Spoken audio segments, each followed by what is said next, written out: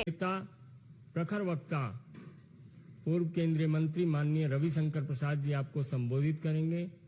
बगल में हमारे माननीय राष्ट्रीय प्रवक्ता पंडित कृष्ण कुमार शर्मा जी हैं। मेरा विनम्र निवेदन है माननीय रविशंकर जी से कि आपको संबोधित करें। संजय मयूख जी, पंडित के शर्मा जी, सभी पत्रकार मित्रों नमस्कार, अभिनंदन। मित्रों, आज छत्तीसगढ़ के एक बहुत ही भयंकर शराब में लूट के विषय को आपके सामने रखने के लिए मैं उपस्थित हुआ हूं पार्टी के राष्ट्रीय मंच से, क्योंकि ये सारा मामला 2161 करोड़ के घोटाले का है, जो राज्य के कोष में जाना चाहिए था, जिसको लूट लिया गया। आई रिपीट, कल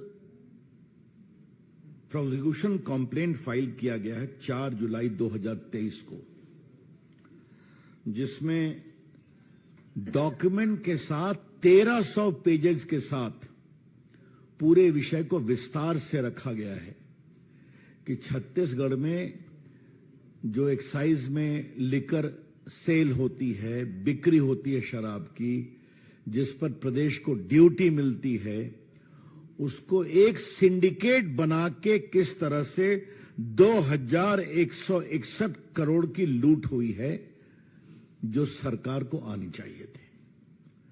और कैसे ये सिंडिकेट चलता है, वहां 800 शराब की दुकानें हैं, सारा कुछ राज्य के द्वारा कंट्रोल होता है, प्राइवेट को जगह नहीं होती है।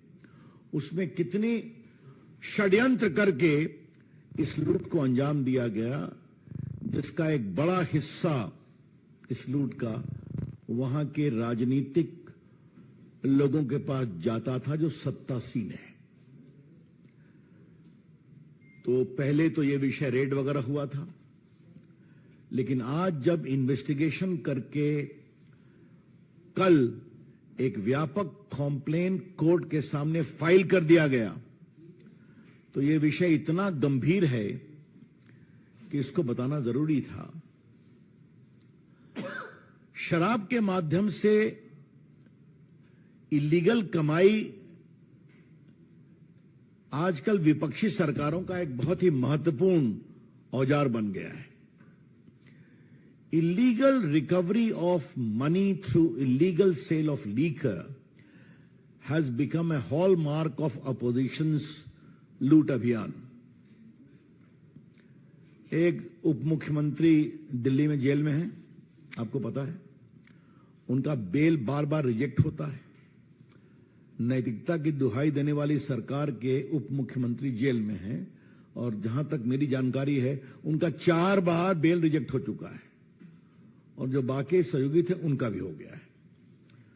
आज छत्तीसगढ़ जो कांग्रेस की सरकार है, उसके बारे में हम आपको विस्तार से बताना चाहते हैं। आपको जानकारी हम दे दें कि वहां पर शराब बेचने वालों के 800 आउटलेट हैं, और ये सब सरकार के द्वारा ही चलते हैं। वहां कोई प्राइवेट प्लेयर अलाउड नहीं है, और डिस्टिलरी होती है, उसको देते हैं जहां से शराब वहां आती है। और चूंकि सरकार के द्वारा ही बिकता है, तो पूरा उसका अकाउंट होता है, और जो भी ड्यूटी लगती है, एक्साइज ड्यूटी, वो सरकार के कोष में जाती है। अब इन 800 आउटलेट से किस तरह से गलत तरीके से पैसा कमाना है, और सरकार को चूना लगाना है, और नेताओं की जेब गरम करनी है, यह है पूरी कहानी। इसमें एक सज्जन है, मास्टरमाइंड है अनवर धेबर। अनवर धेबर मास्टरमाइंड है। और ये कौन है? ये कांग्रेस नेता और रायपुर के मेयर एजाज ढेबर के भाई हैं। एजाज ढेबर कौन है? मुख्यमंत्री बघेल के बहुत ही करीबी हैं। तो रिश्ता की शुरुआत ऐसे है कि मास्टरमाइंड है श्रीमान अनवर धेबर, वो छोटे भाई हैं एजाज ढेबर के, जो रायपुर के मेयर हैं और भूपेश बघेल के